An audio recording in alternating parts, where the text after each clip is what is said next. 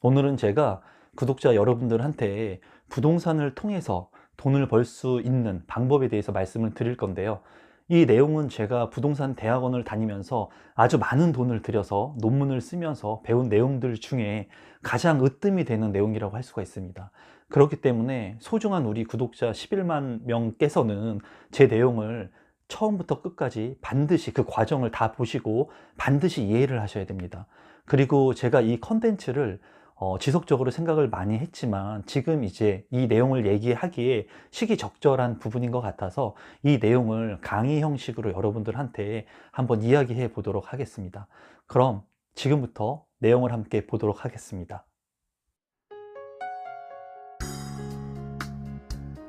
임성배 TV. 보동과 텐데큰 그럼 강의를 시작해 보도록 하겠습니다.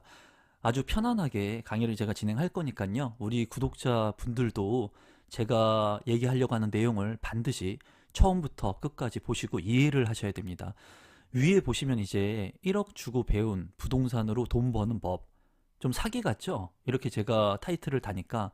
근데 실제로 제가 많은 돈을 주고 부동산 대학원을 다니면서 배운 내용들 중에 가장 뇌리에 많이 박혔던 내용이고, 아마 이 내용을 이론적으로 아마 들었던 분들은 99% 정도 없을 겁니다. 그리고 이 용어 자체를 들은 사람도 아마 없을 거예요. 그래서 제가 오늘 여러분들한테 이 얘기를 쉽게 예를 들어서 한번 설명을 해 보도록 하겠습니다. 수요 공급의 법칙은 아마 많이들 알고 계실 거예요. 하지만 제가 오늘 하려고 하는 내용은 수요 공급의 법칙이 아닌 역수요 공급의 법칙이라고 하는 내용입니다. 이 부분은 굉장히 중요한 부분이고, 저도 대학원에서 이 내용을 강의를 들었을 때 굉장히 큰, 뭐라 그럴까요? 부동산을 제가 10년 정도 하고 제가 부동산 대학원에 갔는데도 불구하고 굉장히 큰 어, 혼돈이 있었습니다. 이 내용을 듣고 나서. 그래서 그런 내용들을 조금 각색해서 제가 여러분들한테 도움이 되도록 한번 얘기해 보도록 하겠습니다. 그러면 여러분들하고 저하고 하나의 그냥 사업을 한다고 한번 예를 한번 들어볼게요. 예를 들어서 여러분들하고 제가 사업을 한다고 예를 들어보면 어떤 사업을 한번 해볼까요? 지금 최근에 보면은 인공지능 굉장히 뛰어난 사업, 미래 가치가 있는 사업이죠. 또한 뭐 전기 자동차, 그 외에 건강 관련된 것들 굉장히 많은 사업이 있을 겁니다. 근데 이런 사업을 한번 같이 저랑 한다고 예를 한번 들어볼게요. 어떤 사업이냐면 전기차를 여러분들하고 저하고 이제 만드는 거예요. 동업자가 된 겁니다. 돈은 제가 다 되도록 하겠습니다. 예를 들어서 하는 거니까. 여러분들 구독자들하고 저하고 이제 사업을 같이 하는 겁니다. 전기차 사업을. 그래서 여러분들하고 11만 명의 구독자인 여러분들하고 저하고 이제 미팅을 하게 됩니다. 어떻게 사업을 진행할 것이냐. 그래서 지금 이제 보시는 이 그래프가 수요 공급의 법칙이 수요 곡선입니다. 수요 곡선. 보시면 펜을 좀 키도록 하겠습니다. 수요 곡선인데 이 수요 곡선은 이미 경제학 원론에 있는 겁니다. 그래서 수요 곡선이라고 하는 것은 지금 보시는 것 같이 우하향 곡선으로 이루어지게 됩니다. 자, 조금 어려워질 수 있겠죠? 그래서 제가 예를 든 겁니다. 이 그래프나 수치가 보면은 굉장히 어렵고 따분할 수 있어요. 하지만 우리가 사업을 한다고 생각을 하고 저랑 같이 전기차 사업을 이제 한다고 생각을 하고 간단히만 한 번만 이 내용을 보시면 여러분들께서 쉽게 이해를 하실 수 있을 겁니다. 전기차 사업을 하는데 이 수요 곡선을 가지고 제가 여러분들하고 사업에 대한 설명을 한번 해보겠습니다. 우리가 팔려고 하는 전기차, 좀 전에 팔려고 했던 전기차의 가격을, 프라이스를 2천만 원으로 책정을 합니다. 여러분들하고 제가 2천만 원에 이제 이 전기차를 소비자들한테 팔기로 하는 겁니다. 그러면 이론상으로 봤을 때 수요 공급의 법칙에 의하면, 이 수요 곡선에 의하면 몇 개가 팔립니까? 예를 들어서 600개를 팔 수가 있다는 거죠. 그래서 소중한 11만 명의 구독자분들하고 저하고 미팅을 하면서 가격을 2천만 원으로 책정을 해서 우리 600개를 팔아보자 하고 논의를 끝마치게 됩니다. 그래서 여러분들하고 11만 명의 소중한 제 구독자분들하고 저하고 이 전기차 사업을 하면서 실제로 이 수요 곡선에 의한 600개의 물량을 이제 팔게 됩니다. 이것은 제가 가설을 세우지만 수요 곡선이라고 하는 경제학 원리입니다. 그래서 2천만 원의 전기차를 600개를 팔게 돼요. 그리고 나서 다시 한번 미팅을 하게 됩니다. 누구랑 미팅을 하냐면 11만 구독자분들, 소중한 11만 구독자분들하고 저랑 다시 미팅을 하게 됩니다. 그래서 제가 다시 한번 제시를 합니다. 우리가 이제 600개의 물량을 팔았으니까 600개가 팔렸을 때 더 많은 수익을 얻기 위해서는 가격을 올려보는 게 어떻겠느냐. 그래서 2천만 원의 전기차 가격을 여러분들하고 저하고 이제 논의를 끝마쳐서 올리게 됩니다. 얼마에 올리게 되냐면 4천만 원으로 올리게 됩니다. 제가 기관지가 안 좋아서 좀 차를 마시면서 진행을 하겠습니다. 2천만 원의 전기차를 4천만 원에 이제 올리게 되죠. 2배로. 그래서 제가 생각할 때, 임성배가 생각할 때는 똑같이 600개가 팔릴 거라고 생각을 하고 가격을 올렸더니 몇 개가 팔렸나요? 이 그래프를 통하면 2천만 원짜리 차를 여러분들하고 제가 논의를 통해서 4천만 원에 올렸더니 600개가 팔리던 게 200개가 팔리게 됩니다. 600개 팔리던 게 200개로 감소하게 된다는 거죠. 수요의 양이 감소하게 되는 겁니다. 왜 감소가 했냐면 2천만 원일 때는 600개가 팔렸지만 우리가 사업 비즈니스를 하면서 4천만 원으로 2배 이상의 가격을 올리다 보니까 소비자들은 이 가격을 보고 부담감을 느낄 수 있었겠죠.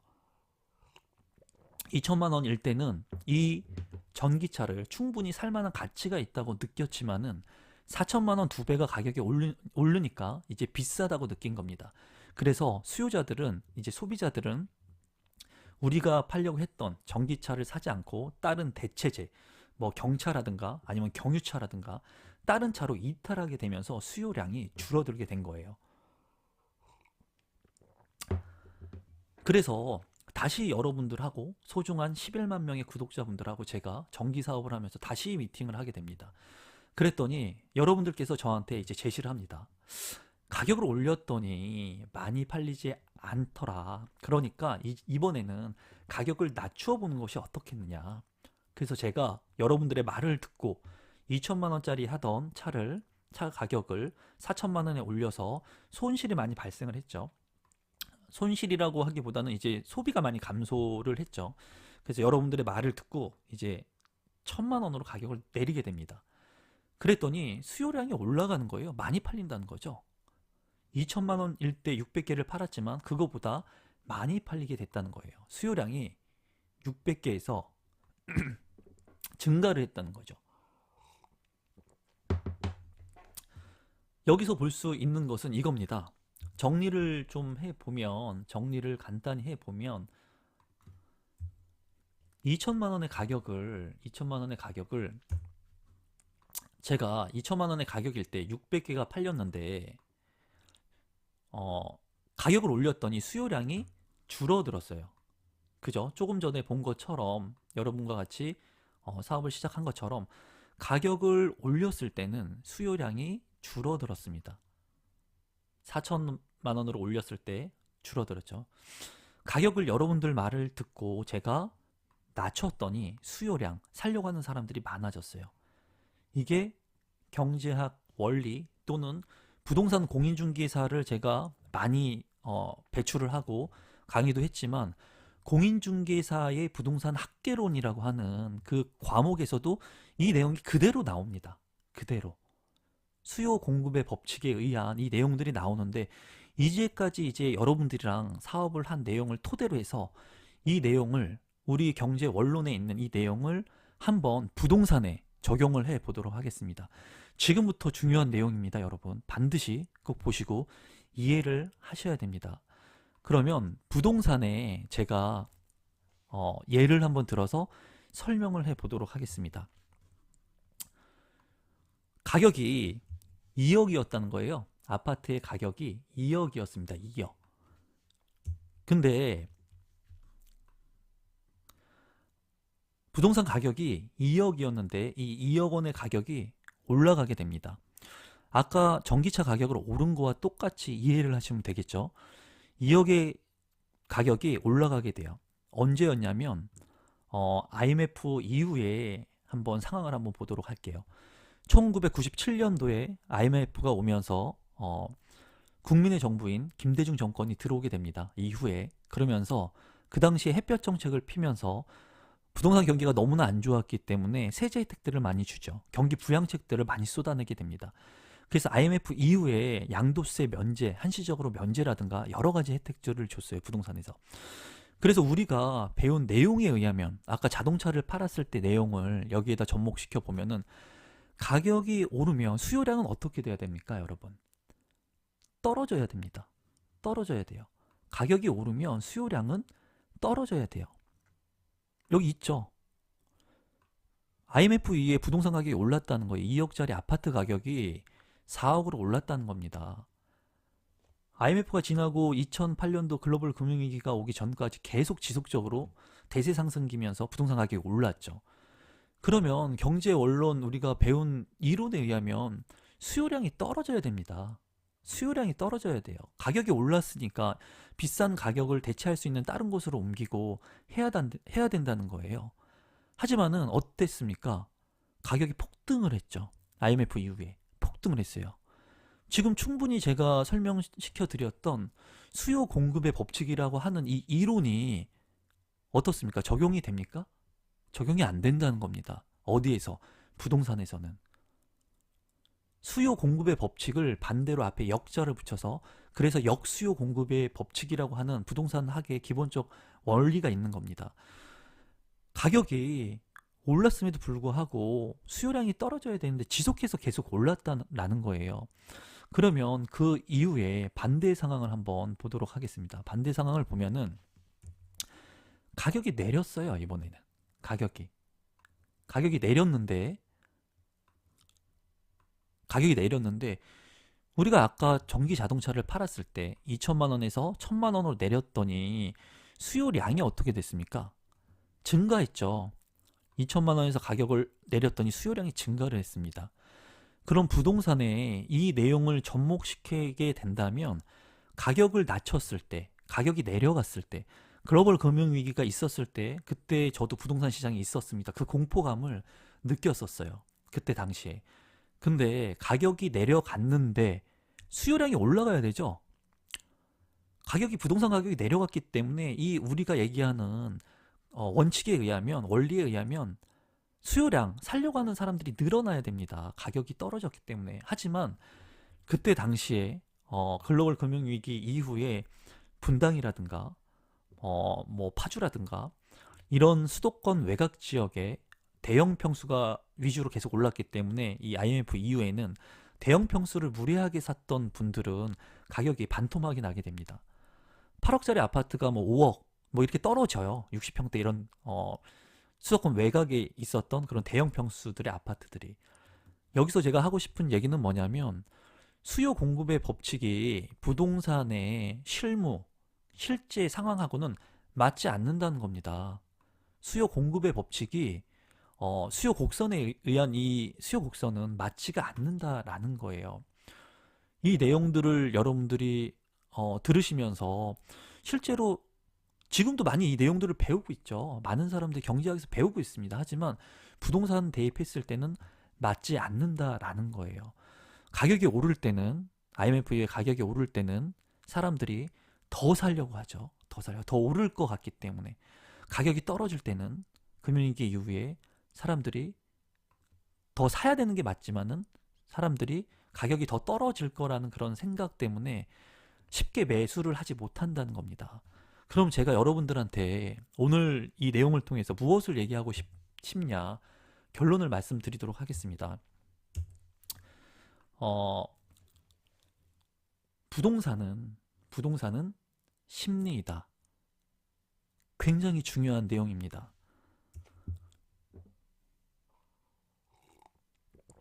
첫 번째, 폭등하는 부동산 시장에서 과연 내가 이 매수에 대한 통제, 절제를 할 수 있는가? 최근에 부동산 시장이 큰 폭으로 상승을 하면서 일정 매수 타임 구간이 있었습니다. 하지만 너무나 많이 상승하는 구간도 있었어요. 그리고 지금 정부가 규제책을 발표를 많이 했기 때문에 강남의 고가주택의 아파트들은 현 시점에서 4억에서 5억 정도가 지금 빠진 상황입니다.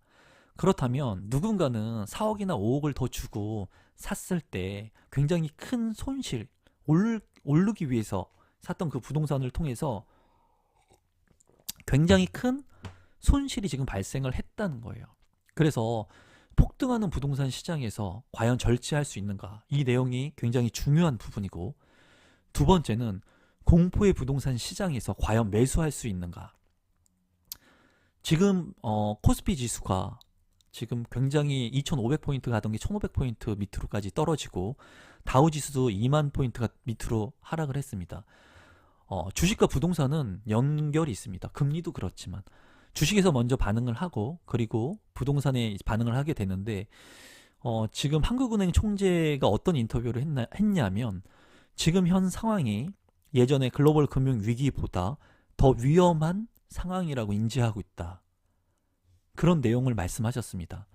그 내용은 뭐냐면, 공포의 부동산 시장이 점점 가까워지고 있을 수도 있다는 겁니다.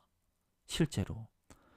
예전에 제 유튜브를 통해서는 많은 분들이 이제 어느 지역을 매입해야 되느냐를 많이 물어봤어요.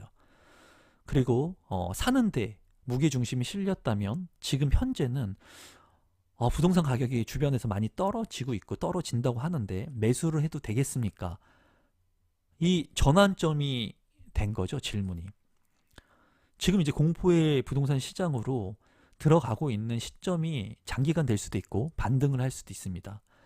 지금 전 세계적으로 내수 경기가 굉장히 어렵고 국내에도 어렵기 때문에 부동산 공포에 대한 심리가 점점 증폭되고 있는 상황이에요. 그래서 제가 이때까지 부동산 투자를 하면서 돈을 벌을 수 있었던 그런 가장 기본적인 내용은 뭐냐면, 지금 말하려고 하는 이 내용입니다. 존 템플턴이라는 가치 투자자, 그리고 뭐 워런 버핏이나 많은 사람들이 한 공통적인 내용 중에 하나를 제가 말씀을 드린다면, 결론이 비관론이 극에 달할 때, 비관론이 극에 달할 때 투자하라.